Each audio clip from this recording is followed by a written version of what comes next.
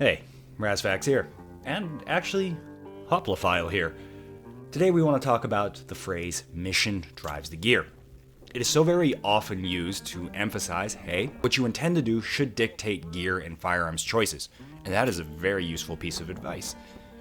But I've equally observed mission drives the gear and METT-TC dependent are also used in their unaltered form from the military context to make assumptions of what civilian use case of tactical gear might entail.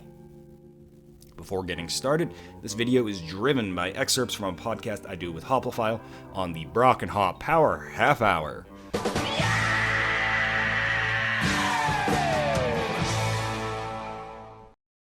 Which almost never is a half hour, nor is nearly as coherent as this video might entail.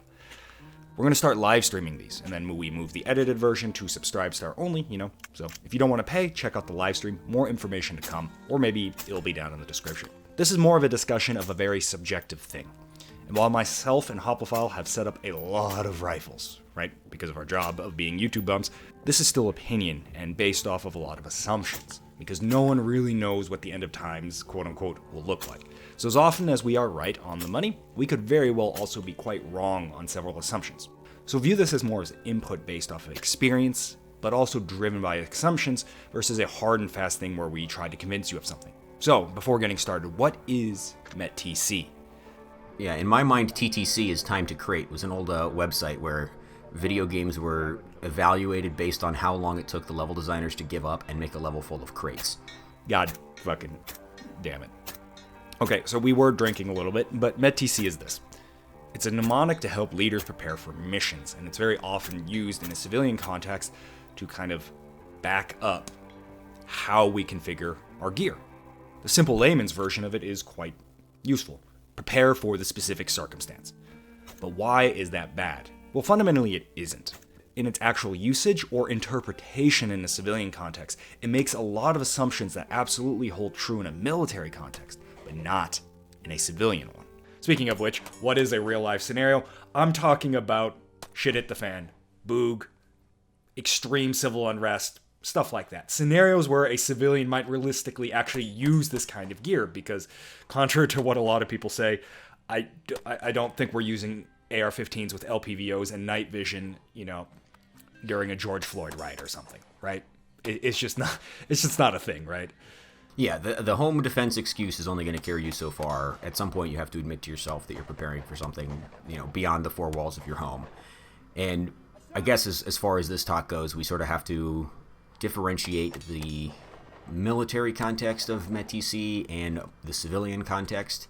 And it's not so much that METT-TC is like an excuse not to answer a question, but really it's sort of I think overestimates the level of control you'll have over a situation. I think the reason that maybe doesn't apply to the civilian preparedness mindset is that METT-TC really assumes that there are clearly defined missions, and then there are gaps between the missions.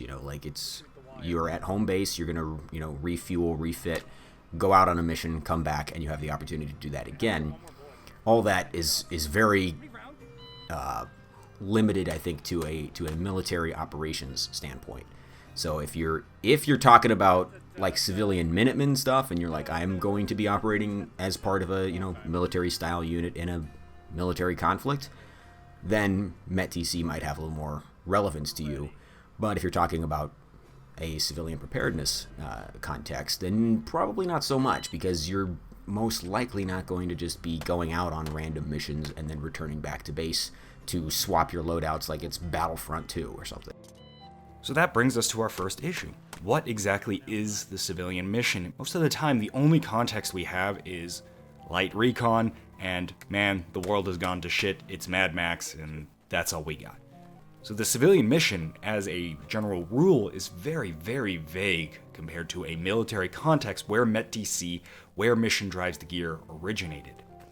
However, there are scenarios potentially where a specific mission will materialize or be called for, especially in larger type communities, is incredibly rare. But even in those scenarios, say you're guarding a mountain pass for a small community or you're doing some recon, it seems the average unit size and assets beyond the basic human seem to imply that most groups who find themselves with a actual mission, which is rare, will still have to approach their gear choices in a very vague manner.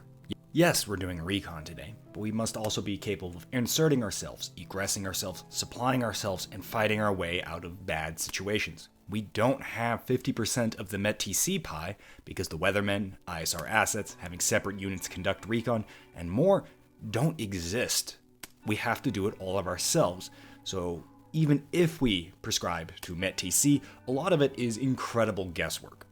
So when our hypothetical mission that drove our gear choices for that day break down, as is very likely due to the low quality of the information that we have, we may suddenly find ourselves no longer equipped or capable of completing the new mission or the modified mission or whatever scenario we now must deal with. We don't have the depth, the infrastructure, and the support that the military does, where they can hyper-specialize, as these sayings seem to imply. So, I guess, what does that look like when it comes to the way that you choose to set up your rifles, the way you choose to set up your gear? Because I think what you're kind of getting at is that a lot of guys have this idea of like loadouts. Like I've got my sniper loadout, and I've got my night loadout, and I've got my whatever loadout. But I think what you're getting at is that the better loadout for everybody is the general purpose loadout. Yeah, so, sort of to a degree.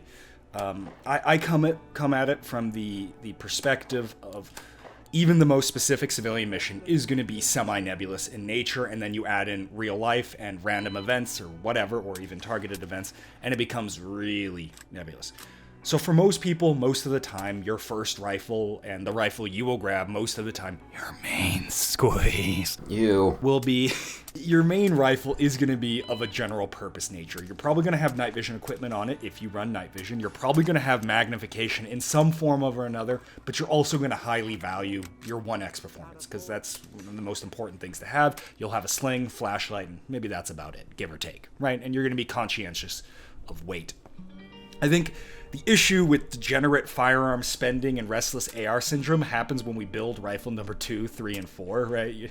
I mean, you're the poster boy of restless AR syndrome, but you're like, well, how do I distinguish this rifle? And you're like, well, I need a rifle for a specific mission set, and we get these sniper systems, the SAS 308 SAS, or we get the night fighting gun, or we get the Gibbers, CQB gun. And I think these make a lot of sense tying it back to a military setting. But these, as configured, I think a lot of these will find it very difficult to actually pick that up in a real-world scenario. So I think the idea, I'm pretty sure you have talked about this before. This is a big part of our SPR discussion, was that even if you're going to make a specialized rifle build, it should sort of get dragged back in the direction of a general purpose, a general use rifle, just because that makes it a lot more actually practical. Because if you're really, you're looking at your 3 different guns and one of them does everything and 2 of them do very specific things, and you're like, I don't really know what's out there or how long I'm going to be gone, I guess I'm going to take the general gun because it's got night vision capability. It's, it has the utility that the other ones don't have. And that probably also goes on with like setups. Like I think a lot of people are like, I'm going to have a modular plate carrier and I'm going to have a bunch of different placards on it, and I can swap them out for different guns and different calibers. That's a fun thing to do, and I'm sure somebody needs that capability. But you probably only need one plate carrier set up for the the most serious purposes that you're going to use the plate carrier for. To tie back what we said in that SPR video, and I thought that was a really good point we kind of eventually came to, my SPR was set up as a 2.5 to 10x scope with a pencil weight barrel and a bipod and a flashlight and a sling and all blah blah blah blah blah blah blah. Right? And yours was set up very similarly, if I recall, right? Actually, both of these had a red dot on them, but yours was set up very similarly, and you mentioned, hey, I think I want more magnification so I can shoot farther, thus further pushing it into the realm of a sniper system. Yeah, the way that we evaluated those rifles, to make the rifle better at the task that we were trying to accomplish at that time, I wanted more magnification. I wanted heavier ammunition, whatever. But, that's sort of, I wouldn't call it mission creep so much as like, it's almost like a focus on score, like a gamer idea of like, I want to win more next time. So I'm going to further specialized towards this, this task, this drill that we were conducting of shooting at long range. But I do think that you probably talked me off the ledge a little bit, because by the end of that discussion, I think we agreed that, you can't, your SPR build or whatever should still also pull double duty as at least a somewhat competent fighting rifle. So the builds that we had were probably about as good as they were going to get. They had medium range scopes. They both had offset red dots. They had weapon lights. They weren't too heavy. They weren't too specialized. They were still pretty typical. For some people, the way these are set up, it actually is probably a better fighting rifle than their fighting rifle. And that was ultimately my goal with how I set mine up. Super lightweight pencil weight barrel, because we need to save some weight, right? A bull 18-inch barrel is miserable as like a rifle that you can snap into position, do whatever with, and actually feel very comfortable with. Now, you can do it with a bull barrel. It's like you can do a lot of things with a lot of unoptimal gear, but we're trying to set up gear properly, so we're trying to push what is quote unquote comfortable or optimal or whatever you want to call it. Who the fuck knows? But at the end of the day, I wanted to shoot far and I wanted to increase my long range performance, consistency, whatever, but not to the point where I lose my ability in that very small team, in that mission set that is very vague and nebulous, to still do the things I will generally have to do. Hold a side on a flank. Do CQB if I need to. Use the gun in a rapid fashion, right? Like rapid fire, rapid accurate fire. Preserve the ability of why the AR-15 is so great, right? It's easy to shoot, easy to snap on target, so on and so forth. I do have a red dot on top, but I don't view piggyback red dots as a primary aiming source. I view them as a secondary aiming source. So my scope, yes, I could have 16x, 24x, who the fuck x, but I chose to stay near the 2 end because a 2x scope is actually fairly similar to a 1x scope once you get past about 20, 30 yards. And it still maintains that ability to use a primary aiming method while still putting up fast, accurate splits at intermediate range targets, right? So I'll throw a Nova wrench into that piece right there. I don't know why we're calling them Nova wrenches. Just who knows? I think it's your fault. It's probably. But if you do have a good general purpose rifle already squared away, and you're looking to build something else, and you are planning to operate in sort of a group context, maybe it's okay to build a more specialized rifle just to keep something in the inventory, because you kind of never know. Like, oh, for sure. It could be that at some point you're like, okay, we need to put a scoped rifle up on here to watch this road coming into the whatever fucking compound or imaginary Waco farm that we have going on. And at that point, it's like, yeah, man, it's not going to hurt you to have that rifle in inventory, as long as you haven't just built an entire fleet of highly specialized rifles and there is no just proper grab-and-go gun among them. I would argue it's incredibly vague when discussing, degenerate firearm building and spending, but I generally think it's a good idea to have a generalist rifle, and then you can have semi-specialized rifles, like a night vision-oriented rifle, a long-range-oriented setup, a CQB-oriented setup, but you still don't forsake some of the critical components of a generalist rifle, which I believe is very maneuverable. Generally, you want suppression on them, semi-lightweight, so around 10 pounds or under, night vision performance for the categories that don't necessarily have that, assuming you do have night vision, and, having all of that stuff. And magnification, perhaps, right, if you're of that camp, and I'm very much of that camp. Yeah, that goes to the idea that all rifles should be anchored. They should not stray too far from that, that multi-role capability. So kind of anchoring them all in the general purpose category. So if you have a couple of those rifles, so maybe tick your long range box, tick your, your night vision oriented box. Well, when you get to rifle number 3 or 4, right, it sounds a little stupid, but when you get to that point, yeah, hell yeah, I think you should have a dedicated thermal kill some pigs in Texas gun. You should have I want to shoot as far as humanly possible, and that's all I care about doing gun. Or I want my checkpoint gun. I want my civilian IAR gun. Hell yeah, if you have the money for that, there's nothing wrong with having hyper-specialized rifles. Because that 1 in 100 day could very much come up where that rifle is the choice of the day. But for every day that you use one of those, where a mission materializes in front of you to tie it back together, that does call for that. I think you'll have 99 missions where The mission is incredibly vague.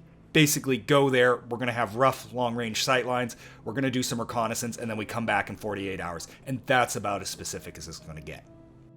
It's important to insert at this point that we're very much not saying build do-it-all rifles, because that's very different. Those are very overloaded, heavy setups that can, in fact, potentially do it all, right? They have maximum magnification, they have a red dot backup aiming system, they have a bipod, bull barrel, long barrel, whatever. We're not really saying that so much. We're saying give up some of your niche capability in your long-range rifle, in your night vision gun, and whatever, and then bring it back a hair. Right? So add magnification to your night vision gun. Reduce some of your long-range performance to have a more functional long-range rifle, for example. So absolutely don't overload your system to do it all. That's not quite what we're saying here. The mission does drive the gear, but your mission is not just a small little 24 hours, we're in, we're out, grab the high value asset, whatever. It's not so clear cut, and it's tempting to make comparisons to video games and be like, oh, you're thinking of it in terms of like a Rainbow Six mission where it's sort of like exactly what you're doing. It's going to be less than 20 minutes, and you get to pick all your gear beforehand, and then you leave.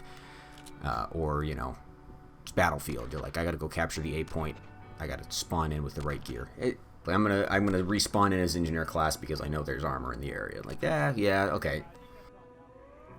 I think the most egregious version, and why I really wanted to do this video, is there are a lot of people building, they're skipping the generalist rifle, and they're building a CQB gun and a long range gun. And then I asked them, hey, can you engage? What's your ability to engage with that red dot on reduced size silhouettes out to 300 yards? And their answer is, doesn't matter, I'm going to use my long range gun. Well, you're going to bring both guns? No, I'm not going to bring both guns.